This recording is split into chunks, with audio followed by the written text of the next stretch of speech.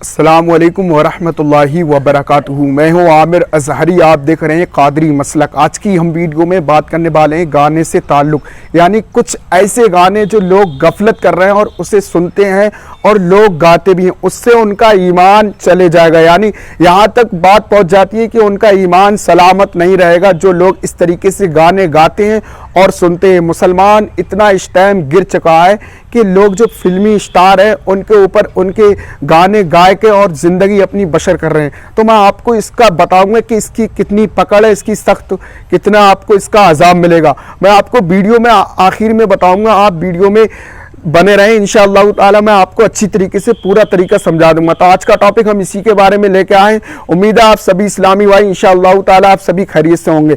आइए दोस्तों, वीडियो शुरू करने से पहले अगर आप हमारे चैनल पर नए तो चैनल को जल्द सब्सक्राइब करें, बेल आइकन का बटन दबाना नहीं भूलें।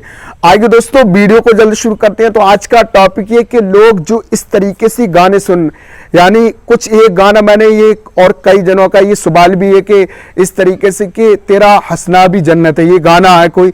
तो आप देखिए मुसलमान कितना गिर गया। मुझे और किसी की वगैरह वगैरह की बात नहीं कर रहा हूं मैं, जो मुसलमान इस टाइम कितना गिर चुका है कि यानी जो गाने बज रहे हैं उन पे ईमान ला रहा, यानी जो इस तरीके से तेरा हंसना भी जन्नत है। यार जी क्या है, जो लोग जो गैर मजहब वाले हैं वो इस तरीके से बात करते हैं, मगर मुसलमान पता नहीं कौन सी गफलत में जी रहा है, कौन सी गफलत में अपनी ज़िंदगी बसर। यानी मेरा कहने का ये मकसद है कि इस्लाम में यानी जो मुसलमान का जो ईमान है इतना कमज़ोर हो चुका है, कमज़ोर हो गया है कि लोग इस तरीके से। और एक गाना लगभग मैंने और एक लड़के ने बताया था मुझे इस तरीके से कि वो आसमानों पे खुदा है, इस तरीके से कोई गाना होगा। मैं तो इससे वाकिफ़ नहीं हूँ, आपको बताऊं कि यार मेरा कहने का एक ही मसला है।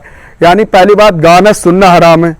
गाना हुजूर सल्लल्लाहु ताला अलैहि वसल्लम ने इरशाद फरमाया, जो लोग गाना सुनते हैं यानी जो लीट लगा के और इस तरीके से जो गाना सुनते हैं, कल क़यामत के दिन उनके कानों में पिघला हुआ शीशा डाला जाएगा। अब मैं आपको एक बात बताऊं कि आप अपने घर में तेल गरम करके जब आप अपने कान में तेल डालते हैं, उसका आप दर्द बर्दाश्त नहीं कर सकते, तो वो तो एक शीशा है।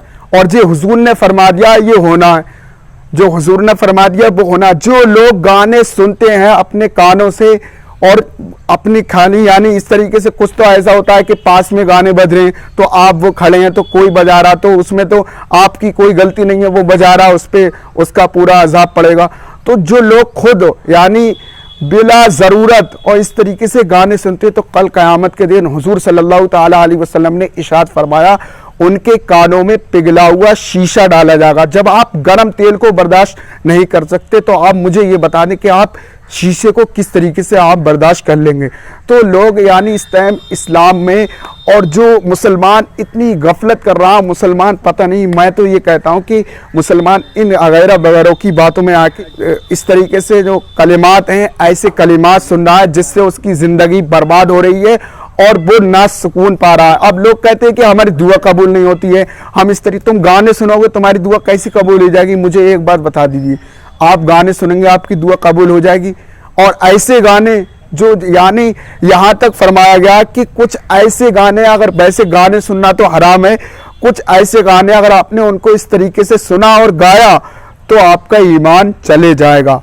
तो अगर मेरा कहने का यही मकसद है कि आपको इन चीज़ों से परहेज़ करना चाहिए और इन चीज़ों से, इन वगैरह वगैरह से, यानी फिल्म है और जो गाने हैं, जिस तरीके से भी ये खाली बकवास की चीज़ें, इनसे आपको परहेज़ करना चाहिए और इनसे आपको बचना चाहिए। अगर हमारी वीडियो आपको पसंद आए तो लाइक करें और शेयर करें, चैनल को जल्दी सब्सक्राइब करें। अस्सलाम वालेकुम व रहमतुल्लाह।